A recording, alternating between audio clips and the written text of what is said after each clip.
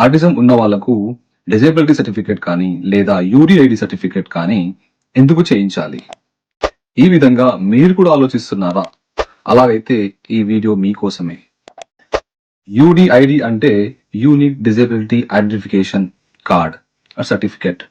As per RPWD act ప్రకారం government అనేది 21 disabilities ని లిస్ట్ ఇచ్చింది.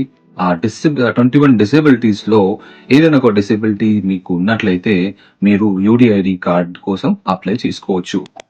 దాంట్లోనే మన ఆటిజం కూడా ఒక డిజేబిలిటీ అని ఇంక్లూడ్ చేయబడి ఉంది.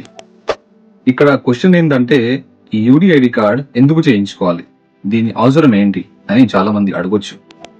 ఒకవేళ మీ పిల్లవానికి ఎవరికైతే ఆటిజం ఉందో ఆయనకు ఎటువంటి స్కూల్ నుంచి కాలేజ్ నుంచి కానీ ఎటువంటి బెనిఫిట్స్ వద్దనుకుంటే మీరు అప్లై చేయకండి. ఒకవేళ మీ పిల్లవానికి బోర్డ్ ఎగ్జామ్ లో రిలాక్సేషన్ వద్దనుకుంటే అప్లై చేయకండి. ఒకవేళ మీ పిల్లవానికి ప్రభుత్వ ఉద్యోగంలో రిజర్వేషన్ వద్దనుకుంటే అప్లై చేయకండి.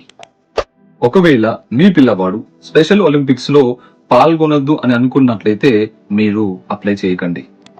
ఒకవేళ మీ పిల్లవాడు ప్రయాణం చేస్తున్నప్పుడు బస్సులో గానీ ట్రైన్లో గానీ రిజర్వేషన్ వద్దనుకుంటే అప్లై చేయకండి.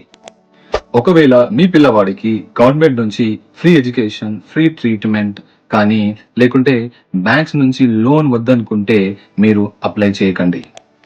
ఒకవేళ మీ పిల్లవాడు అందరు పిల్లల కంటే డిఫరెంట్ గా న్యూరో డైవర్జెంట్ పిల్లల లాగా ఆయన ఉన్నాడంటే, స్పెషల్ గా ఎగ్జాంపుల్ లైక్ ఆటిజం లాగా ఆయనకు ఆ బిహేవియర్స్ కానీ ఆ సింటమ్స్ కానీ కనిపిస్తున్నాయంటే మీరు తప్పకుండా యూడిఐడి కార్డ్ కోసం అప్లై చేసుకోండి.